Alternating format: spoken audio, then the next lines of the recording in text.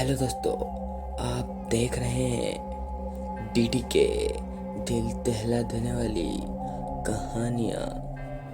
तो चलिए पढ़ते हैं आज की कहानी की ओर। लेकिन उससे पहले आप अगर चैनल पर नए हैं तो चैनल को सब्सक्राइब जरूर कर लें।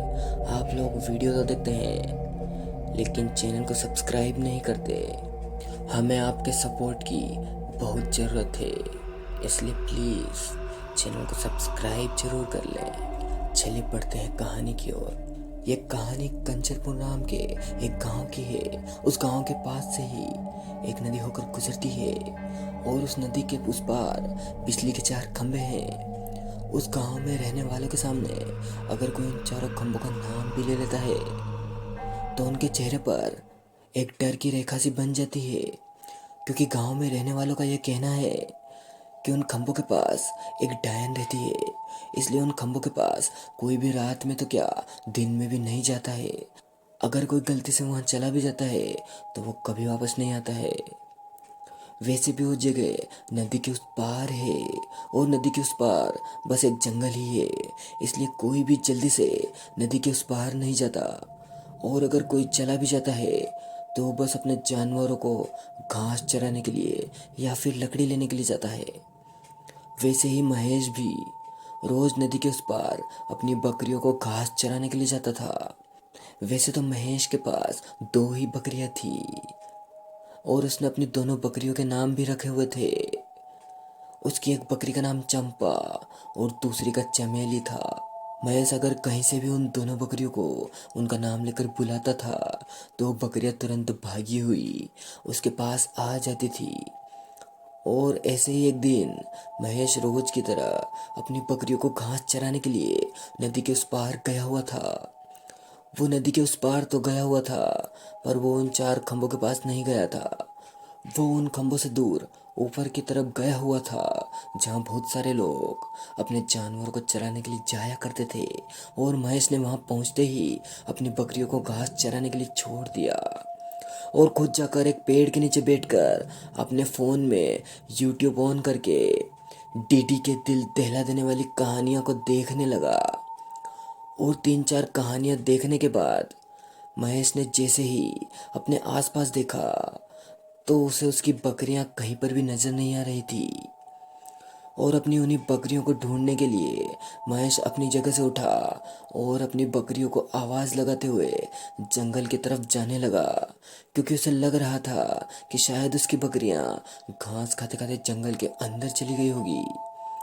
इसलिए वो लगातार अपनी बकरियों को आवाज़ लगाता हुआ जंगल की तरफ चले जा रहा था, पर उसको बकरियां कहीं पर भी नहीं दिखाई दे रही थी। और अब समय काफ़ी हो गया था और जंगल भी काफी बड़ा था। महेश अगर ऐसे ही चलते जाता तो उसे इस जंगल को पार करने में लगभग 2 दिन लग जाते। इसलिए वो वापस नदी की तरफ आने लगा, पर वो बाहर जाने का रास्ता भूल गया था। पर वो वहां रुका नहीं और सीधा सीधा चलने लगा। तभी उसके कानों में नदी के पानी की आवाज आने लगी। महेश समझ चुका था कि वो जंगल से बाहर अब नदी के पास आ गया है, पर वो अभी भी अपनी बकरियों को ढूंढ रहा था, पर उनका नाम लेकर आवाज लगा रहा था। वो आवाज लगाते हुए नदी की तरफ चले जा रहा था, पर तभी उसके पैर के नीचे से कुछ आ गया।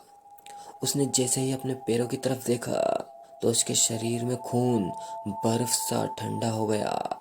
उसके अंदर एक डर की लहर चलने लगी, क्योंकि उसके पैर के नीचे एक बोर्ड था और उस बोर्ड में लिखा था, सावधान, आगे खतरा है, आगे 4 खंबे हैं। महेश जैसे ही ये पढ़कर भागने वाला था कि तभी उसे उसकी बकरियों की आवाज़ आने लगी। आवाज़ सुनकर पहले तो महेश ने वहीं खड़े खड़े अपनी बकरियों को आवाज़ लगाई, पर काफ़ी देर तक उसकी बकरियां वापस नहीं आई।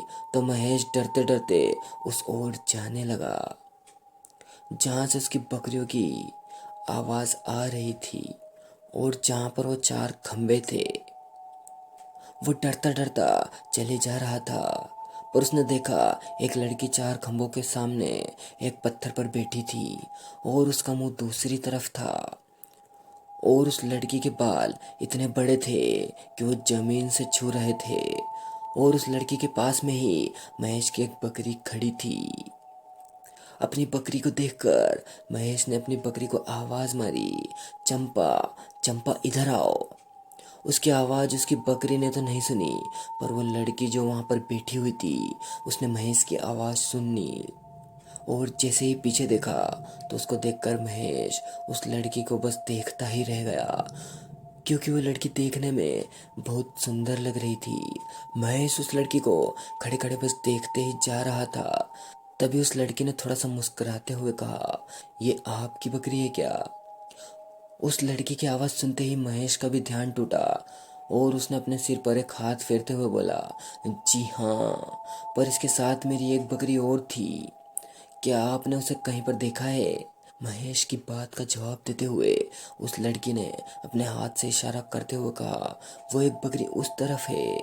उस लड़की के इतना बोलने के बाद महेश ने जैसे ही उस तरफ जाकर देखा तो उसकी आंखें फटी की फटी रह गई, क्योंकि महेश ने देखा कि उसकी दोनों बकरियों के सर कटे वहीं पर पड़े हुए थे। महेश ये देखकर बहुत डर चुका था, क्योंकि अभी थोड़ी देर पहले ही उसकी एक बकरी तो उस लड़की के साथ बिल्कुल सही खड़ी हुई थी, पर यहाँ पर तो उसकी दोनों बकरियां मरी पड़ी हुई थी। महेश अब शायद समझ चुका था कि वो लड़की कौन है, इसलिए वो बिना समय गवाए वहाँ से भागने लगा। पर तभी वो भागते भागते अचानक वहीं पर रुक गया, क्योंकि उसने देखा वो लड़की उसके आगे से चली आ रही थी। उसको आगे से आते देख महेश तुरंत पीछे भागने लगा, क्योंकि उसने देखा कि वो लड़की आगे से ही चली आ रही थी। उसको आगे से आते देख महेश तुरंत पीछे भागने लगा, लेकिन वो जैसे ही पीछे मुड़ा तो एक झटका उसे फिर लगा, क्योंकि उसने देखा कि वही लड़की अब उसके पीछे से भी आ रही थी। उसने डरते हुए फिर आगे की तरफ देखा। वो लड़की अब उसके आगे भी और उसके पीछे भी और उसके दोनों तरफ भी, यानी उस लड़की या यूं कहे कि उस डायन ने अब महेश को चारों तरफ से घेर लिया था। उसके बाद वो डायन चारों तरफ से उसके ओर आने लगी और उसके पास आते ही लड़की का चेहरा बिल्कुल बदल गया और एकदम भयानक सा हो गया। और महेश के पास आते ही उस डायन ने एकदम अपना हाथ महेश की छाती में डाल दिया और उसका दिल एकदम से बाहर निकाल लिया। कहते हैं कि वो चार खम्भों वाली डायन अगर किसी को मारती है तो उसे वो पहले चारों तरफ से घेर लेती है और फिर उसके बाद उसका दिल निकाल लेती है। तो दोस्तों, आपको ये स्टोरी कैसी लगी हमें कमेंट करके ज़रूर बताएं। साथ ही वीडियो को लाइक और चैनल को सब्सक्राइब जरूर कर लें और वीडियो को अपने दोस्तों में शेयर जरूर करें। चलिए दोस्तों, मिलते हैं आपसे हॉरर स्टोरी के अगले एपिसोड में।